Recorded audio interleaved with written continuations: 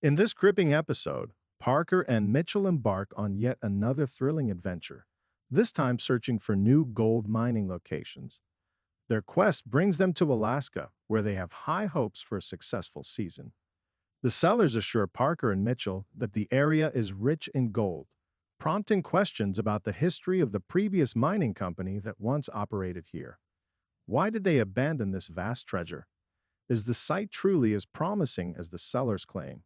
Parker's recent $400,000 gold haul from the latest episode of Gold Rush, examining Alaska, adds to the intrigue.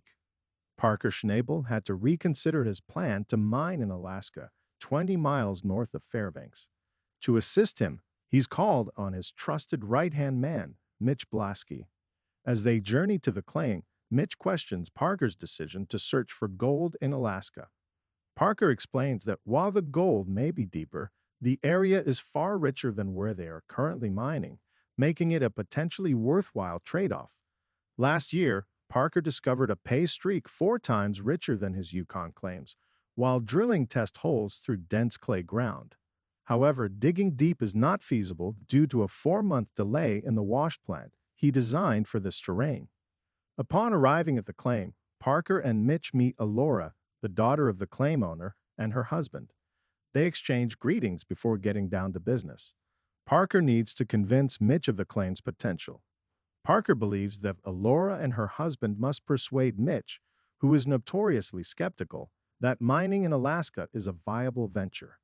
Alora, along with her husband Drew, is confident that they can turn the season around on this historic claim. Drew's optimism and knowledge might be the key to convincing Mitch. Alora promises to show them areas where she has found success, insisting that there is still plenty of gold to be uncovered. As they delve deeper into the field, the team begins exploring the claim.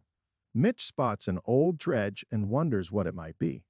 He thinks it could be a relic of an ancient dredging operation, possibly a piece of tremor screen. Parker agrees but notes its small size. Mitch compares it to what they have at Big Red, saying it's much tighter than the inch-bottom deck they use there. He believes that understanding the techniques of the old miners could greatly benefit their current operations.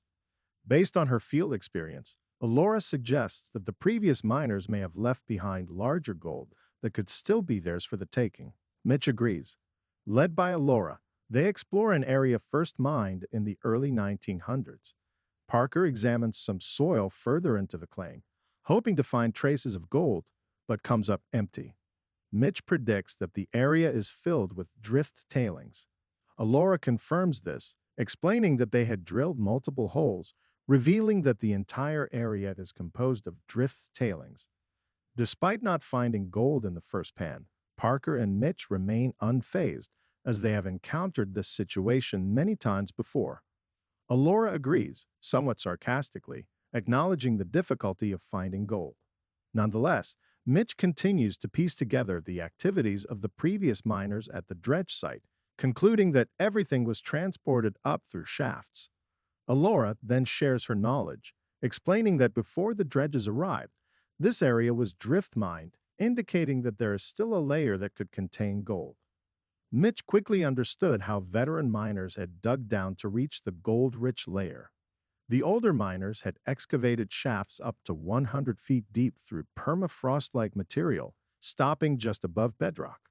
They then dug horizontally to create tunnels for extracting the gold, which they brought to the surface using simple sieve boxes. Mitch realized that some gold might still be left behind, ready for easy collection.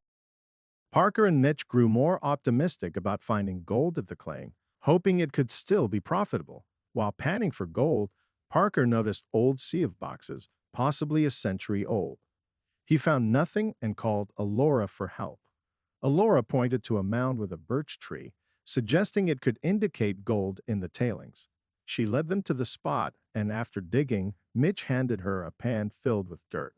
Alora found traces of gold, and her excitement was contagious. As she cleaned the dirt, the gold dust gleamed. "This is the best pan I've ever done," she exclaimed. Parker was thrilled, and the crew was amazed by the discovery. The old-timers had left behind significant opportunities for Parker's team, who were eager to seize them and move their operation to Alaska. Parker was confident this marked the start of their Alaskan adventure. While Mitch and Parker were away, Tyler Lee kept things running smoothly at the airfield, continuing the Yukon operation. When they returned, Mitch shared the results of their Alaskan investigation, revealing that the site contained drift tailings from the early 1900s. Parker added that the land could be as large as 50,000 yards, impressing the crew. They realized there was no need for stripping, which was crucial for securing their claim in Alaska. Meanwhile, Tyler and the crew had been working on Indian Island, extracting gold efficiently. Tyler weighed the gold they had recovered in Parker's absence, totaling 245 ounces, much more than expected. Mitch thanked the team for their hard work, pleased with their success. Parker calculated their find rate at about 2.5 ounces per hour, exceeding his expectations. With everything running smoothly, Mitch and Parker left the airstrip confident in their crew's ability to continue the work and uncover more gold. Parker Schnabel's gold mining career.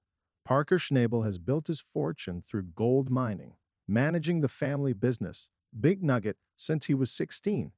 He started by securing capital and investing in his venture. In his first season on Gold Rush, he found 960 grams of gold in the Klondike and has since mined $13 million worth by age 24. Despite his wealth, Parker lives modestly and remains focused on his work with the Gold Rush crew.